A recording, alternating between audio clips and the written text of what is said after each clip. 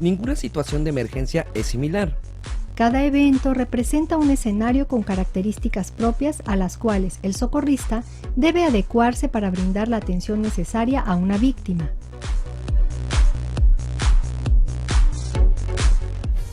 Menciona la importancia del flujo sanguíneo en el funcionamiento corporal. La sangre se encarga de distribuir a lo largo de todo el organismo no solamente los nutrientes y aminoácidos esenciales para el funcionamiento, sino principalmente el oxígeno. Esto lo hace a través de lo que se llama la hemoglobina. ¿Cuál es la función del corazón y su relación con el cerebro? El corazón es un músculo que tiene 4 cavidades. Estas cavidades tienen la función de bombear la sangre. Cuando el corazón se contrae y se dilata, va generando que entren a unas cavidades la sangre y después al contraerse sea expulsado por las otras cavidades, y esto va a generar el ciclo cardíaco que va a ir directamente hacia los pulmones y va a llevar la sangre que viene fresca de los pulmones ya con oxígeno y la va a mandar a todo el organismo. La importancia entre el corazón y el cerebro es fundamental porque el corazón es el que alimenta de oxígeno al cerebro y la que le proporciona la capacidad necesaria para ejercer su función. ¿Cuál es la importancia del oxígeno para el funcionamiento cerebral? El oxígeno es esencialmente lo que genera la posibilidad de la combustión, esto es, de la generación de energía. Luego, entonces, es muy importante que llegue el oxígeno al cerebro para que el cerebro tenga no solamente glucosa, sino también tenga oxígeno para producir energía y dar energía a las células y que éstas vivan. ¿Qué tiempo pueden sobrevivir las neuronas sin oxígeno antes de que mueran? El tiempo es variable, pero lo que se ha encontrado es que una hipoxia mayor a 20 minutos generalmente es mortal. ¿Cuáles son los daños que presenta un individuo ante un estado hipóxico? Los daños son variables. El daño más grave obviamente es la muerte, ¿no? Pero hay otros niveles de daño. Por ejemplo, daños localizados a nivel cerebral que se pueden convertir como pequeñas muertes cerebrales de regiones pequeñitas que van a producir lesiones en la corteza o en diferentes lugares y pueden producir epilepsia. ¿Qué desencadena la falta de oxígeno en el cerebro? Las situaciones que genera la falta de oxígeno en el cerebro es que primeramente el cerebro, las células cerebrales van a tender a utilizar sus recursos, ¿no? Sus recursos generalmente almacenados en la célula, ¿no? Una vez agotada esta energía almacenada para casos de emergencia, entonces empieza a haber una descomposición de las células cerebrales y una lisis, esto es, una destrucción de la membrana celular y como consecuencia la destrucción de la célula. ¿Qué es el soporte básico de la vida? Es una herramienta que nos permite ayudar a una persona cuando cae en un paro cardiorrespiratorio, es decir, cuando su corazón se detiene por alguna circunstancia, por alguna patología. Ahí es donde el soporte básico de vida nos ayuda para tratar de que ese corazón volverlo a reactivar. ¿Por qué es importante el flujo sanguíneo? Es importante porque la sangre es la que transporta el oxígeno a las células del cuerpo. Al no haber flujo sanguíneo, ese oxígeno, esos nutrientes a las células no son posibles o no es posible que las células los absorban. Entonces, a través de la sangre se transporta el oxígeno y se transportan otros nutrientes que todo el organismo necesita.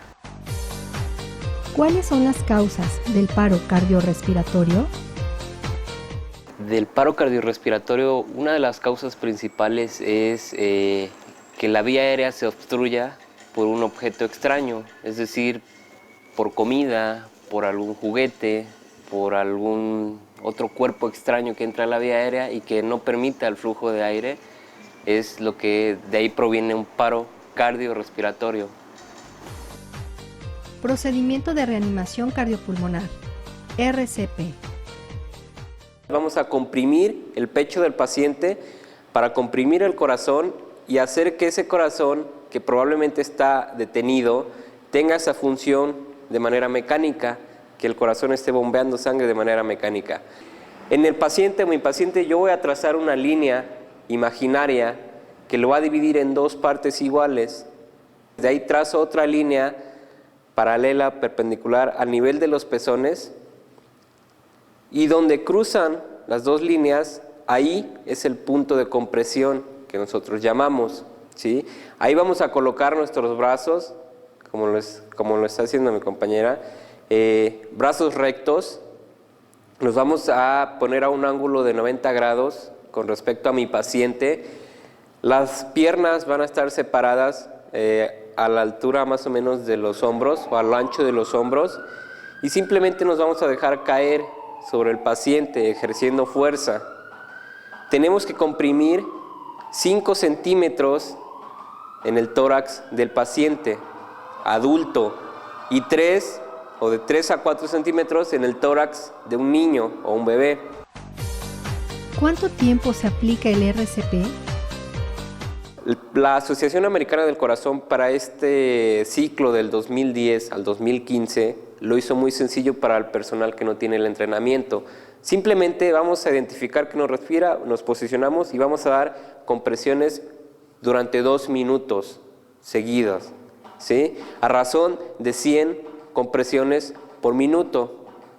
Bueno, al terminar los 2 minutos, que ya di 200 compresiones, yo vuelvo a evaluar a mi paciente durante no más de 10 segundos y vuelvo a buscar si hay signos de ventilación, si mi paciente ya está ventilando. Me observo detenidamente su cara por si veo que el paciente intenta respirar, intenta meter aire, y también tengo que observar su pecho, su tórax, para identificar si está entrando y está saliendo aire. Si yo no, o si mi paciente sigue sin ventilar, sigue sin entrar aire a su cuerpo, tengo que seguir con las maniobras de RCP. ¿Qué otra causa provoca la deficiente ventilación pulmonar?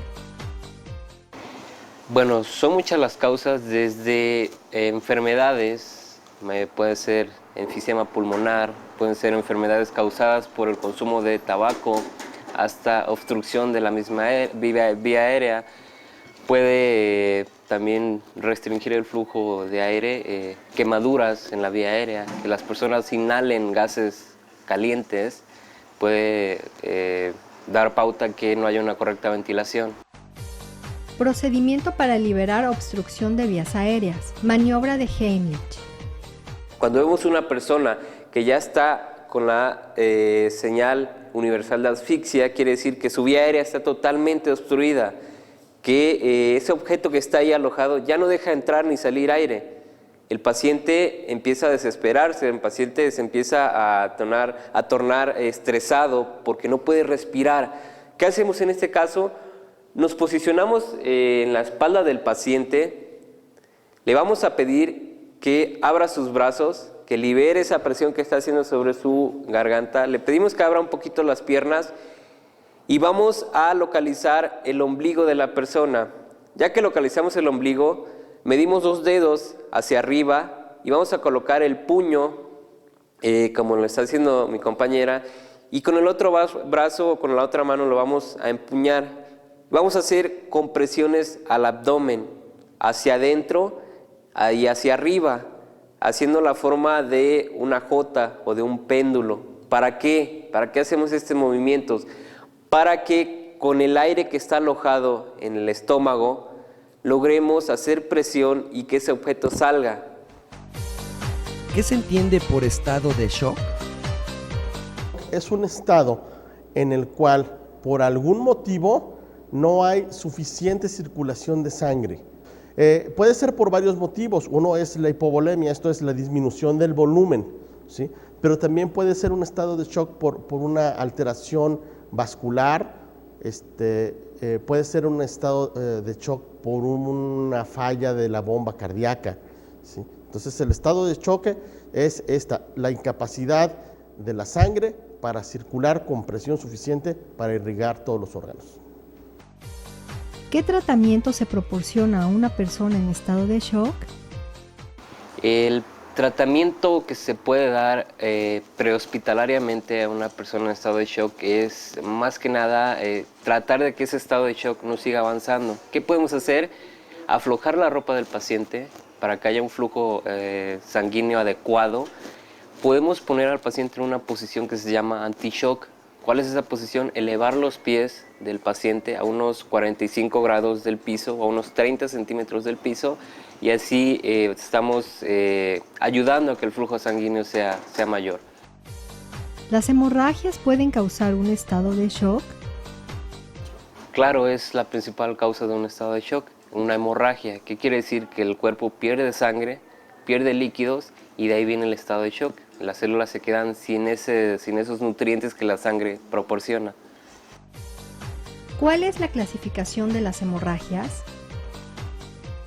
Se clasifican en 3 tipos, que es la hemorragia arterial, la hemorragia venosa y la hemorragia capilar.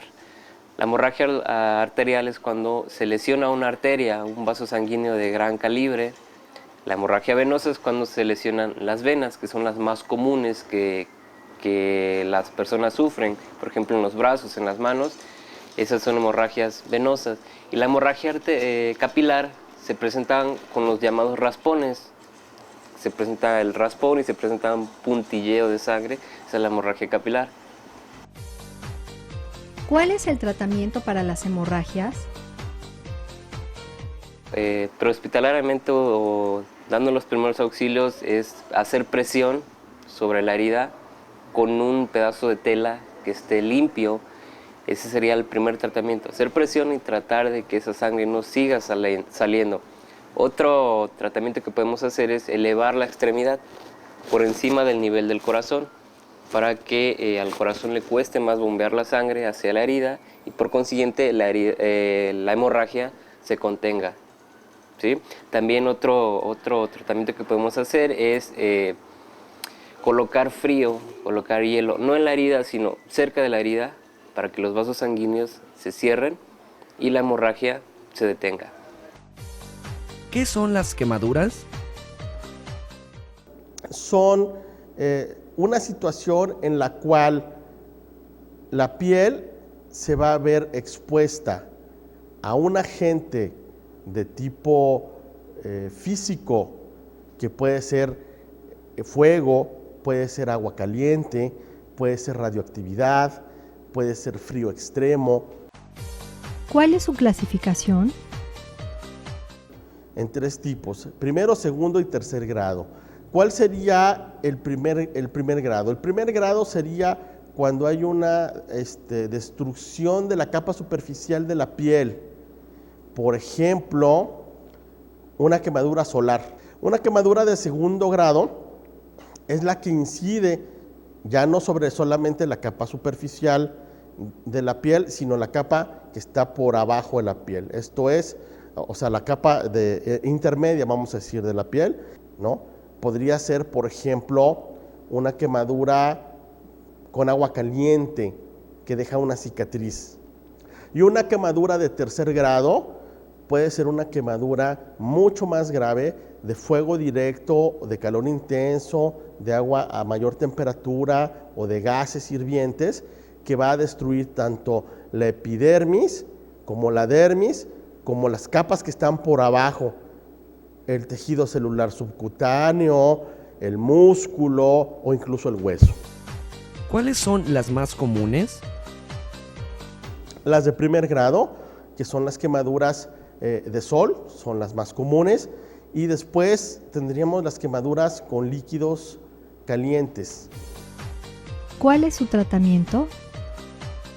Las quemaduras de primer grado se pueden tratar de manera tópica con lociones refrescantes, se pueden tratar nada más con reposo. Una quemadura ya de segundo grado es una quemadura más importante. Lo primero que hay que hacer en el caso de una quemadura es enfriar la quemadura, echarle agua fría, ¿sí? Agua fría y acudir inmediatamente a un servicio de urgencias. Ya para el tratamiento de estas quemaduras un poquito más fuertes, se utiliza también ungüentos y pomadas y que favorecen la cicatrización y evitan las infecciones. Y después, en una quemadura a tercer grado, es una quemadura en la cual ya hay una pérdida, una desaparición del tejido, y las quemaduras de tercer grado se tratan con injertos.